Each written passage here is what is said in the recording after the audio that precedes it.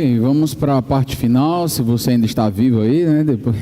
Depois de todas as informações, vamos aí agora para esta parte final, para os dois aspectos finais.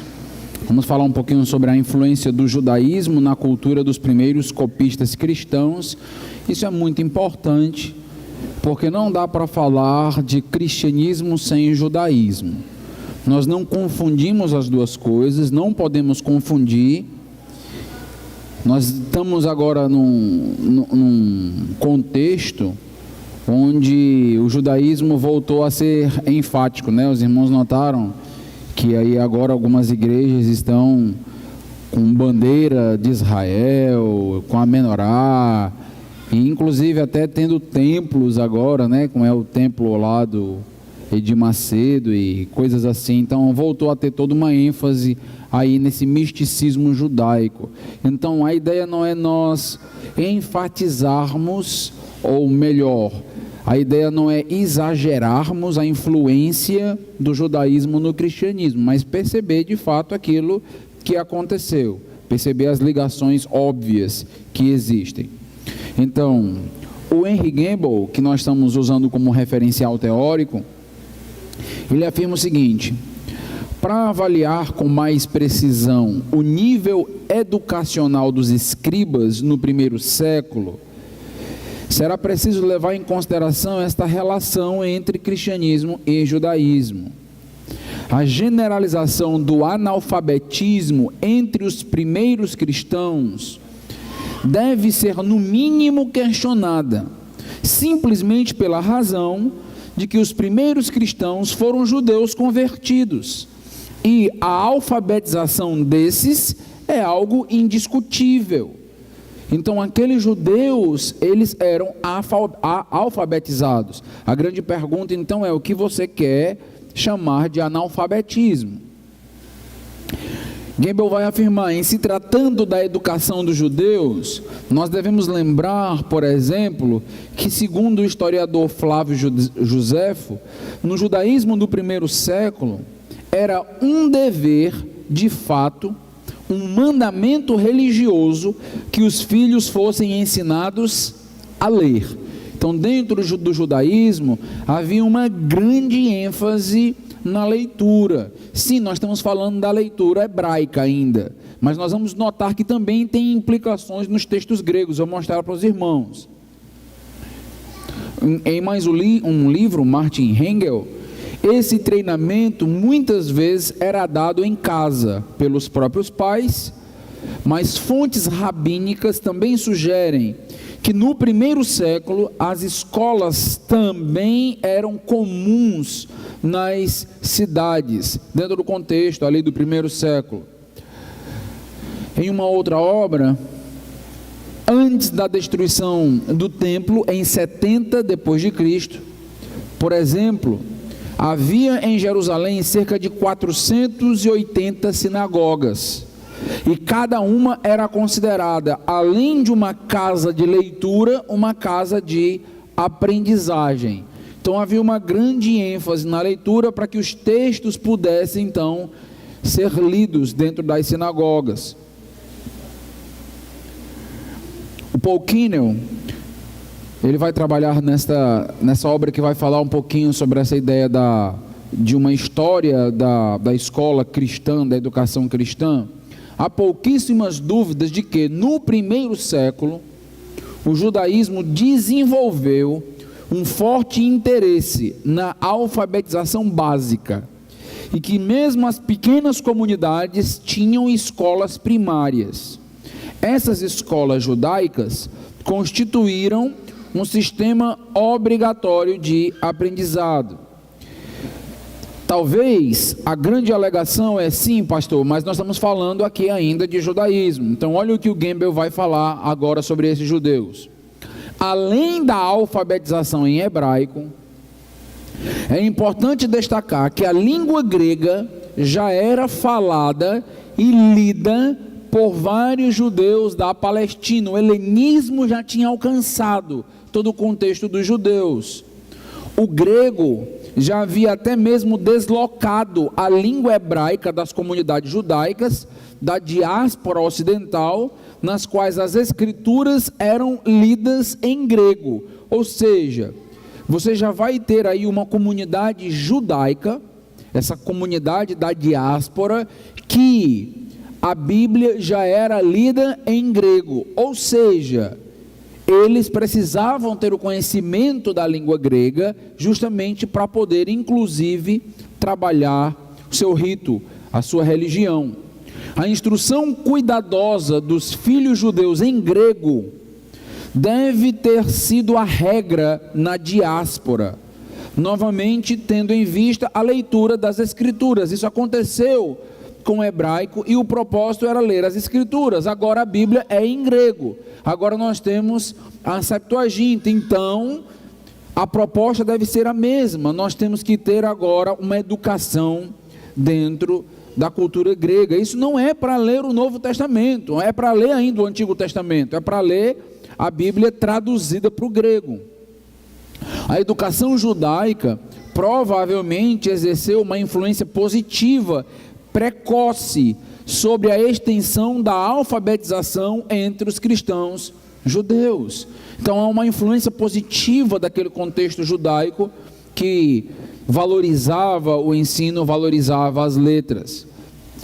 No livro aí do Bruce Chilton com Craig Evans, ele vai falar um pouquinho sobre o judaísmo. O judaísmo é também conhecido por sempre ter tratado as suas tradições com muito zelo e cuidado, e não há por que acreditar que os primeiros copistas do Novo Testamento não agiram da mesma forma. Eles eram judeus, eles tinham todo um costume de lidar com as tradições, com os textos.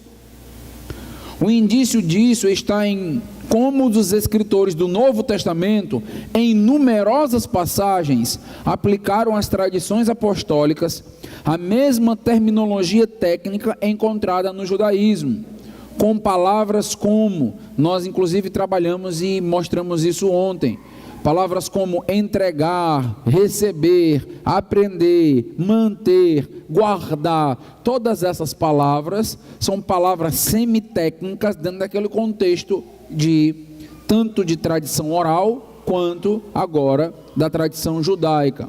Lucas, por exemplo, vai usar os mesmos termos técnicos ali quando ele vai escrever o Evangelho, que eram empregados no judaísmo, para se referir às testemunhas oculares. Lucas vai falar então daqueles que entregaram as fontes. Lucas capítulo 1, versículo 2 a 4. Então Lucas está usando a mesma linguagem, do mesmo contexto que os judeus já conheciam. Seguindo essa linha de raciocínio, não deveria ser considerado insignificante o fato de que aqueles a quem Jesus confiou os seus ensinamentos, eles não serem chamados de pregadores, mas eles serem chamados de discípulos e apóstolos. E o Bruce Chilton e o Craig Evans vai dizer, nós temos mais uma vez termos semitécnicos para aqueles que representavam os ensinamentos e instruções de seu mentor, assim como acontecia dentro do judaísmo. Então você tem toda uma tradição de pessoas que guardavam os ensinamentos, que guardavam os livros, que eram responsáveis inclusive por serem vigilantes da tradição. E agora dentro do cristianismo você notará os discípulos e os apóstolos praticamente assumindo uma mesma posição que já existia dentro do judaísmo, mas agora dentro do cristianismo. Uma forte evidência de como os cristãos reconheciam os textos do Novo Testamento como uma literatura diferenciada, está então no curioso uso do códice. Então, está querendo se mostrar que de fato não estamos lidando com uma cultura descuidada, com uma cultura de copistas e escribas que não tiveram o mínimo zelo pelos textos. Então, o que é que eu estou querendo mostrar agora? Estou querendo mostrar que até mesmo os textos que eram considerados inspirados na época, eles eram escritos em materiais diferentes. Então isso aqui é impressionante e importantíssimo.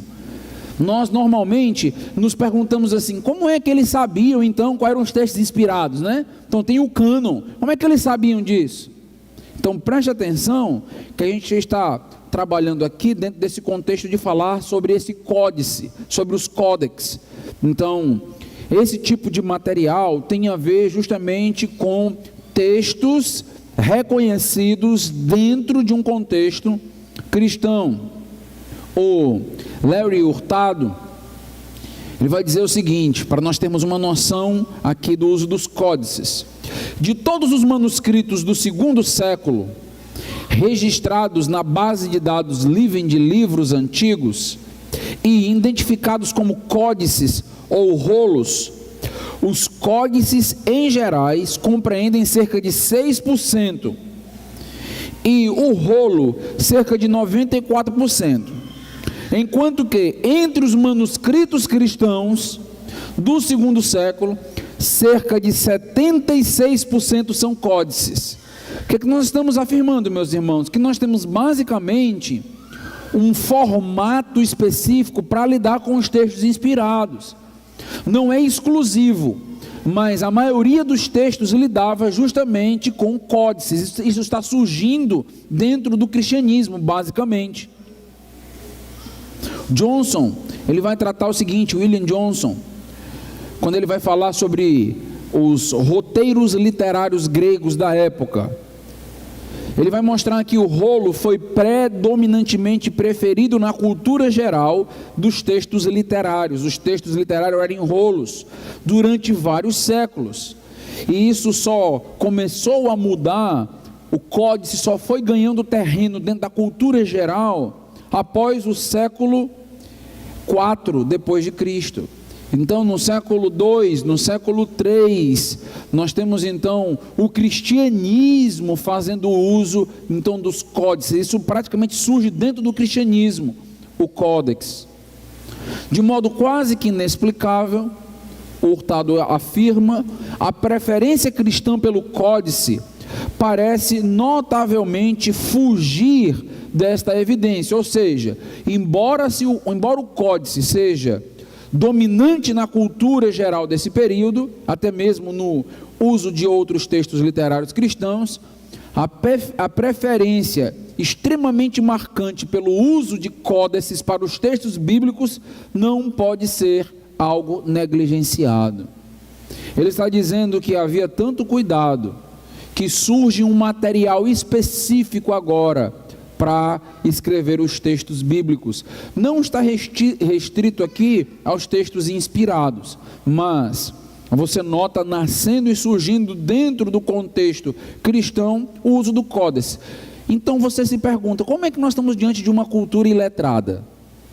Como é que nós estamos diante de uma cultura analfabeta? Se até mesmo o uso do códex, que só vai ser importante dentro do contexto romano, a partir do IV século, nasce e surge dentro do cristianismo. Então você nota a relevância, e você nota que isso não faz sentido.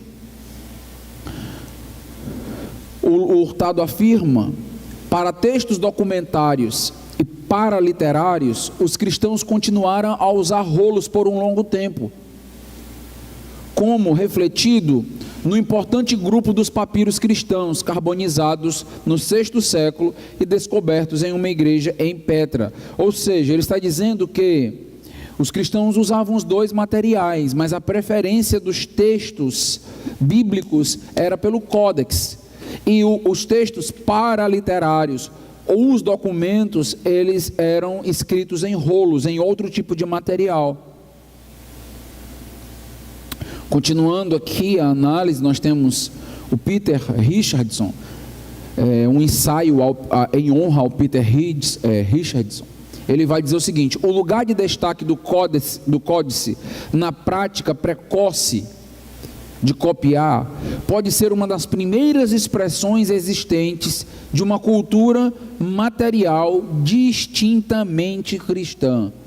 E isso, meus irmãos, coloca o cristianismo como tendo um destaque, quando sendo diferenciado dentro daquela cultura dos primeiros séculos, quando se fala de escrita, quando se fala de tipo de material. Colin Robertson: um dos detalhes mais importantes para comprovar a proximidade dos textos cristãos com os textos judaicos está na formatação dos manuscritos. Agora tem outro detalhe muito importante. Qual é o detalhe? Os manuscritos cristãos, eles são diferenciados dos demais manuscritos da época. Eles vão criar um código próprio, e é muito interessante isso aqui. Algumas das características que diferenciavam os textos cristãos das literaturas ptolomaicas e romanas são: o uso frequente de quebras de sentido e divisão de texto. Então, dentro dos manuscritos cristãos foi identificado que eles faziam certas quebras, e isso tinha a ver com a leitura do material. Então, os textos eram feitos para serem lidos publicamente, e para facilitar essa leitura, nós temos o desenvolvimento de certas quebras no texto, que facilitavam então para o leitor, dentro daquele contexto. Então você nota aqui um alto nível de erudição ao escrever o material, pensando inclusive no leitor. Algo muito importante, muito rico, que não era encontrado naquele contexto romano. Alargamento da primeira letra, ou da primeira palavra em um texto, em uma nova seção ou cláusula, alargavam para você saber onde iniciava a próxima cláusula. Se lembram que as letras eram todas unidas, então dificultava muito. No português nós temos aí os espaços separando as palavras, sujeito, verbo, predicado, tudo separadinho, tudo bonitinho. Dentro daquela cultura não era assim, então você tem tudo interligado, e aí dificultava muito a leitura. E o que a gente faz agora? A gente vai criar estratégias para facilitar a leitura. É o que está acontecendo aqui. A prática de deixar espaços entre as palavras começou lá, isso aqui. E mais frequentemente entre grupos de palavras. Você tem um grupo de palavras, um espaço, um grupo de palavras. Ou seja, você tem uma leitura de uma linha para a leitura de outra linha. É o que acontecia publicamente. Olha o desenvolvimento disso aqui, para afirmar que tudo isso vem de analfabetos. O Colin Roberts diz: isso já era de se esperar que isso acontecesse. Por quê? Já que seria improvável que, após toda a influência judaica, as convenções dos escribas judeus utilizadas na produção da Septuaginta fossem completamente ignoradas pelos escribas cristãos. O que ele está dizendo? Onde os escribas cristãos aprenderam essas técnicas? Com os judeus nos textos hebraicos. A influência aqui de toda a escrita hebraica, a influência do texto do Antigo Testamento em grego, a Septuaginta. Isso influenciou, isso criou uma escola de escribas para o Novo Testamento. E nós notamos que aqueles mesmos efeitos que existiam na Septuaginta, agora existem nos manuscritos do Novo Testamento. Isto aqui é peculiar ao judaísmo e peculiar ao cristianismo. Weston vai dizer o seguinte: com base nestas evidências, a melhor hipótese é que a prática dos escribas cristãos evidencia a grande influência dos escritórios judeus. Ou seja, os primeiros manuscritos cristãos dão evidências físicas das ligações históricas e do endividamento do cristianismo emergente à sua matriz judaica. Então nós não estamos falando simplesmente de um recorte qualquer dentro do contexto do primeiro século. Nós estamos falando do desdobramento, do desenvolvimento de uma cultura literária judaica, agora sendo aplicada ao cristianismo. O Craig Evans, ele diz o seguinte: é muito interessante que a primeira prática de escrivão cristão pareça ser moldada visivelmente mais por práticas de cópia judaicas do que até mesmo pelo ambiente literário de sua época. Ou seja, o cristianismo não foi tão influenciado pelo contexto romano, mas muito mais pelo contexto judaico, é o que ele está afirmando. Como a influência do zelo judaico pela transmissão de sua tradição não pode ser menosprezada, isso é um fato histórico. Não pode ser desprezada certamente a igreja cristã, recebendo toda essa influência, jamais teria sido totalmente diferente ou indiferente à alfabetização. Haja vista também a importância dada aos textos sagrados, ou seja, o cristianismo continua uma tradição judaica. Mesmo que a alfabetização nunca tenha sido um requisito para toda a comunidade cristã, algo óbvio, nem todo mundo foi alfabetizado nesse sentido, sem dúvida era uma exigência primária, pelo menos para líderes e mestres. Lembra de Orígenes? Orígenes diz isso. No início do século II, por exemplo, encontramos vários bispos letrados. Encontramos vários bispos, como é o caso de Clemente de Roma, Inácio de Antioquia, Policarpo de Esmirna e Papias de Hierápolis. Assim, tanto no período inicial do cristianismo, como mais tarde, não se apresentam motivos razoáveis para duvidar que aqueles que exerciam liderança geralmente possuíam habilidades literárias. Nós temos prova de sobra para afirmar isso. Não é justo, o Henry Gamble vai dizer, ou honesto, defender a corrupção dos textos do Novo Testamento a partir da tese dos iletrados. Não é justo, pois mesmo que a comunidade cristã pudesse ser considerada em grande parte inapta, mas nós já vimos que há grandes discussões nisso, inapta para a transmissão dos textos, sempre houve a opção de recorrer a escribas profissionais para a composição das cartas.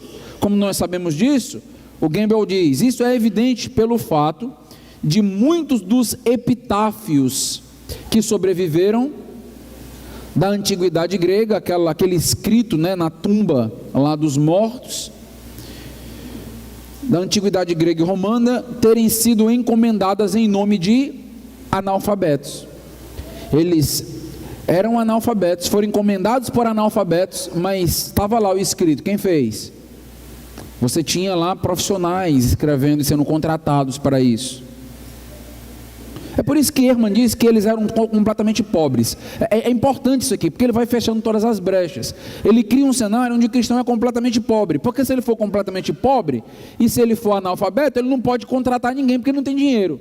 Então, no final das contas, ele nem tem condições de escrever, e nem tem dinheiro para contratar ninguém, e aí você não tem mais nada aí dentro desse cenário. É isso que ele está construindo.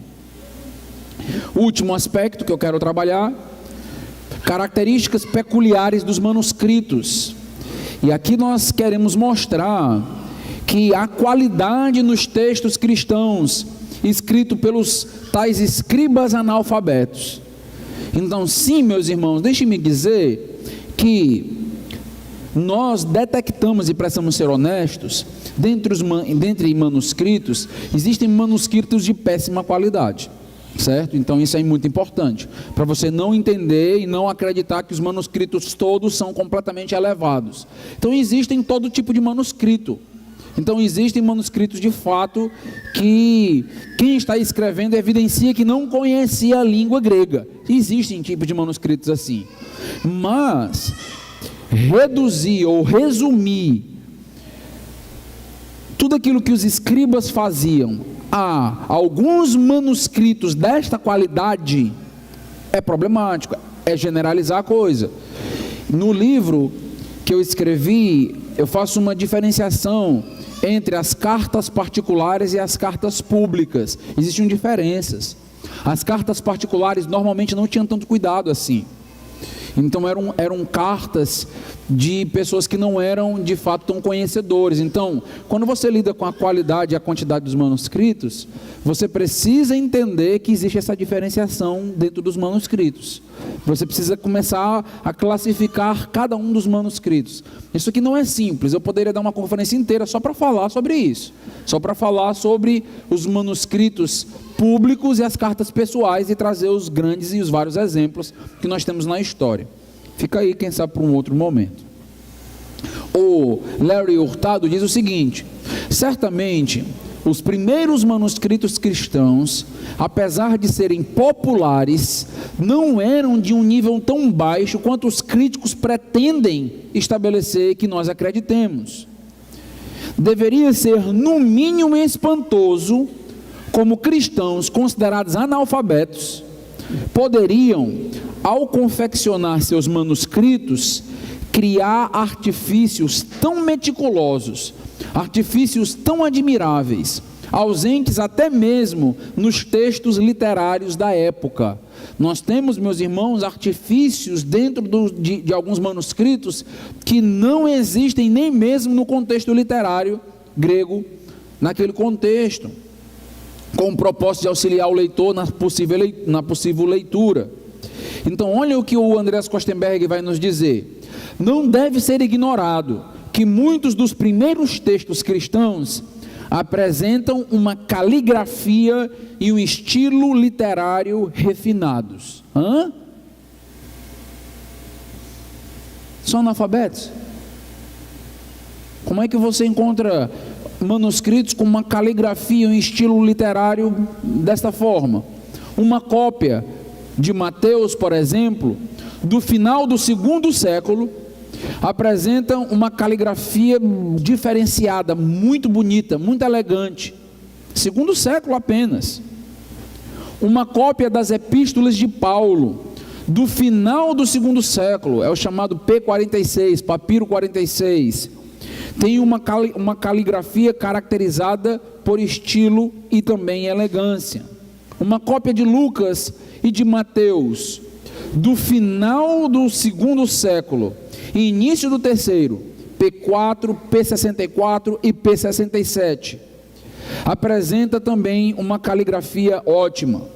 Uma cópia de João, que é o P66, famoso P66, tem uma caligrafia tão elevada que possivelmente indica a obra de um scriptorium. Então, um escritório da época, ou seja, uma reprodução profissional, devido então ao nível de caligrafia do P66. Sem dúvida, eram escribas profissionais. Não eram analfabetos nesse instante.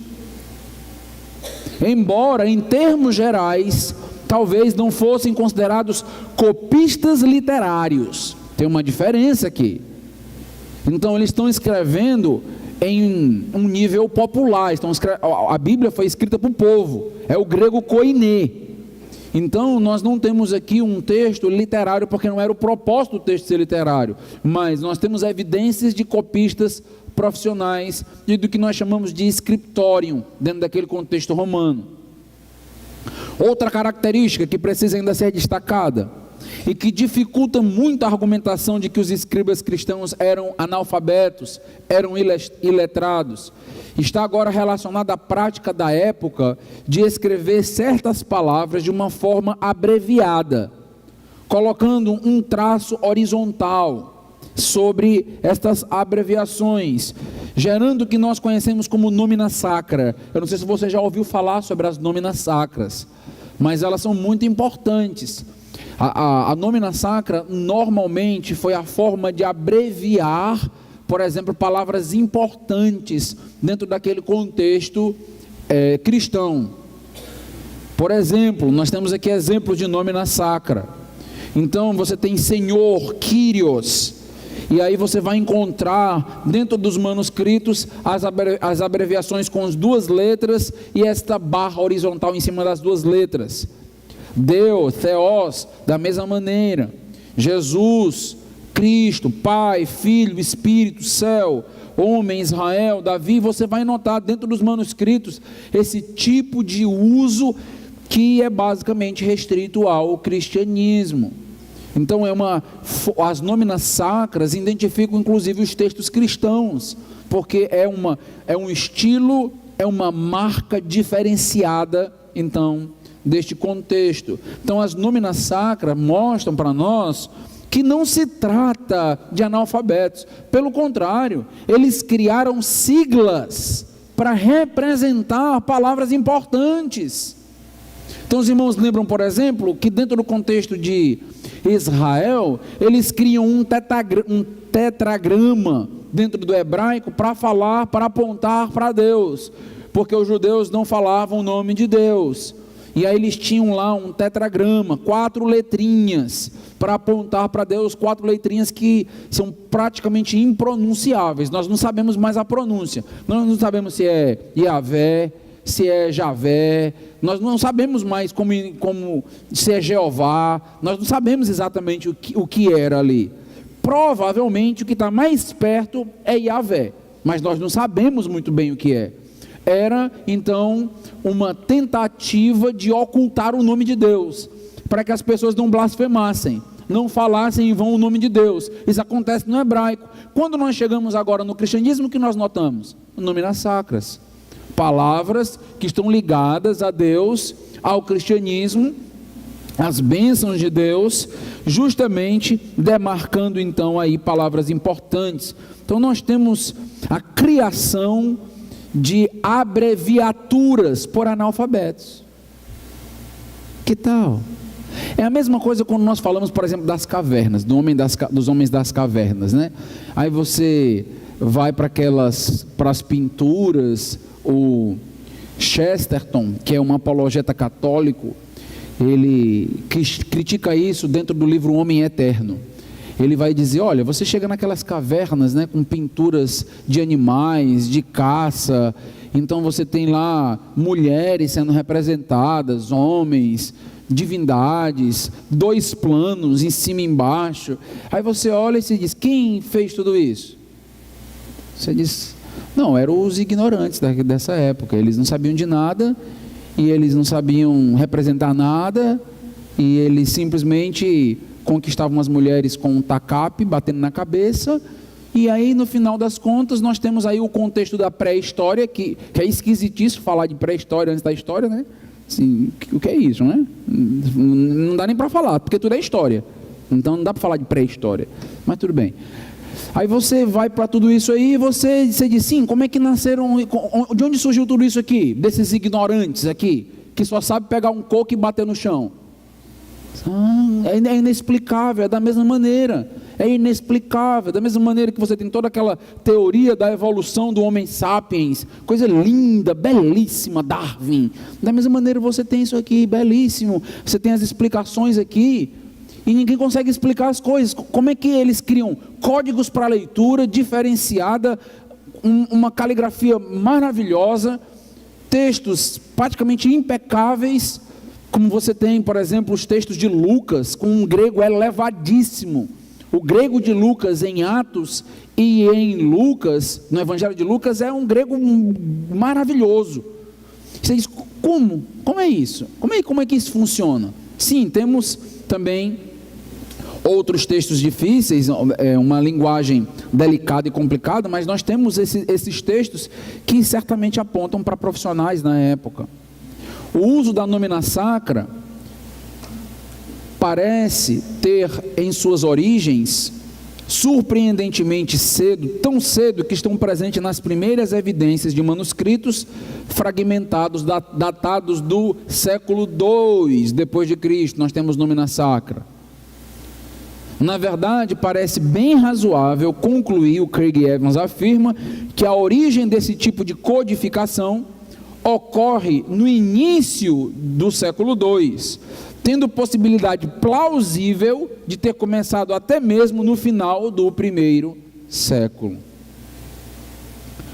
Deve também se notar que a nomina sacra não é frequente ou consistentemente encontrada em todos os textos cristãos ou em material literário da época, mas tem seu uso bem percebido em cópias cristãs de textos bíblicos. Você se pergunta, como é que se identificava os textos bíblicos da época? Como é que eu identificava então aqueles textos que eram inspirados? Tem marcações, existe isso dentro daquele contexto.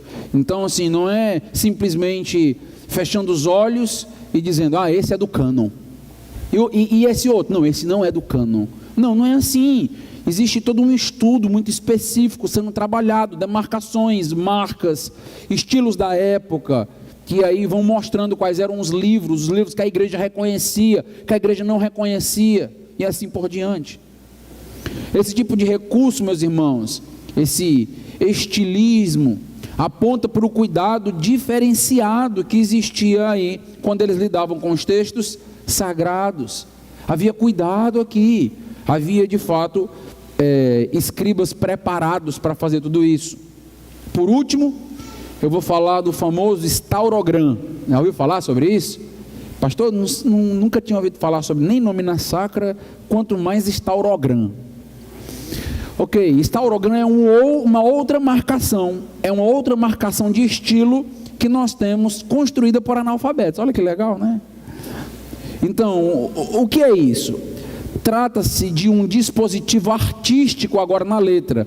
Você não tem só alguém fazendo uma letra, você tem alguém fazendo uma obra de arte ao escrever. Ele pega uma letra e transforma em uma obra de arte. Isso é um Staurogran.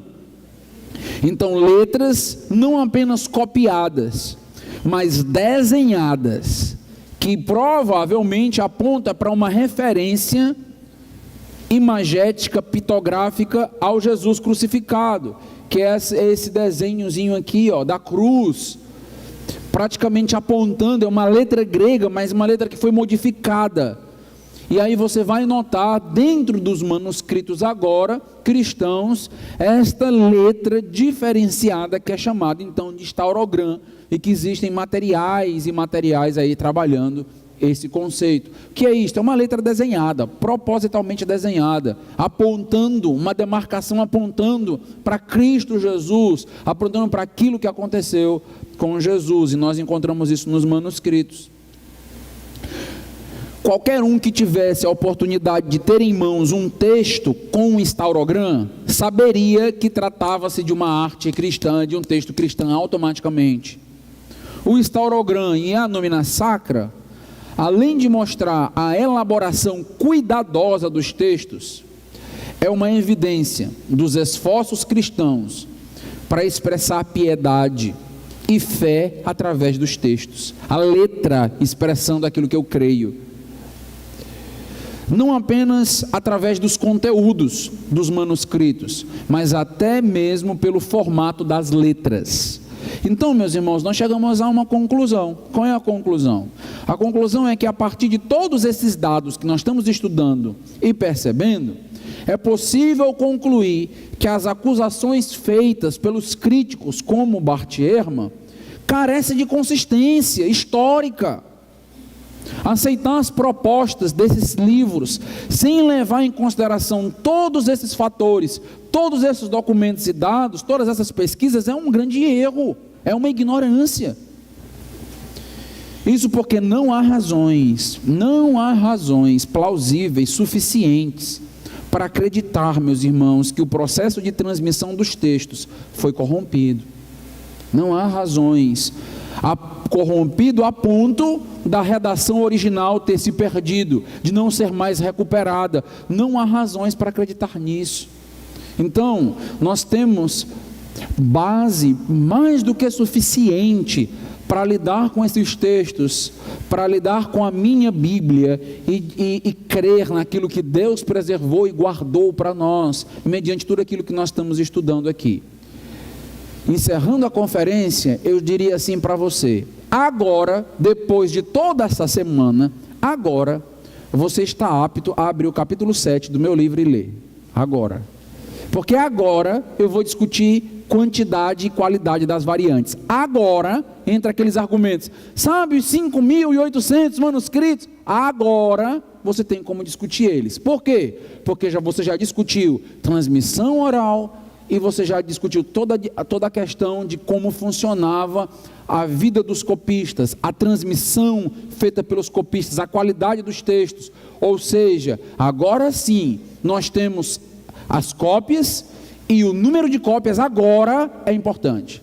Agora saber, temos 5.800 cópias, e isto agora é completamente diferenciado e válido dentro da argumentação. Até aqui, todas as argumentações seriam quebradas, mas a partir dessa discussão a coisa funciona. Então, desafio depois a você ler a obra lentamente, vendo todas as fontes e percebendo então a continuidade do trabalho que eu fiz, e no último capítulo eu trabalho então uma espécie de estudo de caso, onde eu vou pegar uma polêmica que ele levanta, uma contradição que os críticos gostam muito de fazer, né? Vamos notar que esse texto do Evangelho contraria esse texto, e eu pego uma contradição, que é a contradição do batismo de Jesus, e aí eu vou provar, através de 25, 30 páginas, como deveria ser uma análise exegética responsável.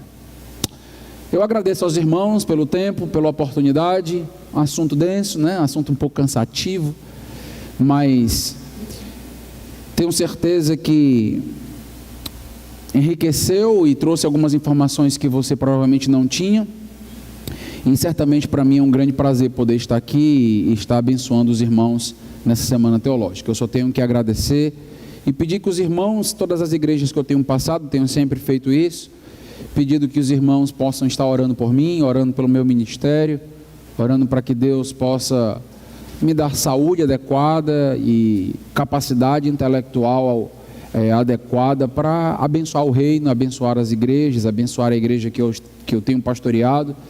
Esteja orando sempre por minha família. Tenho uma esposa chamada Larissa e 2 filhas, uma de 3 aninhos, estão morrendo de saudade delas, e uma de 9 anos, a Júlia.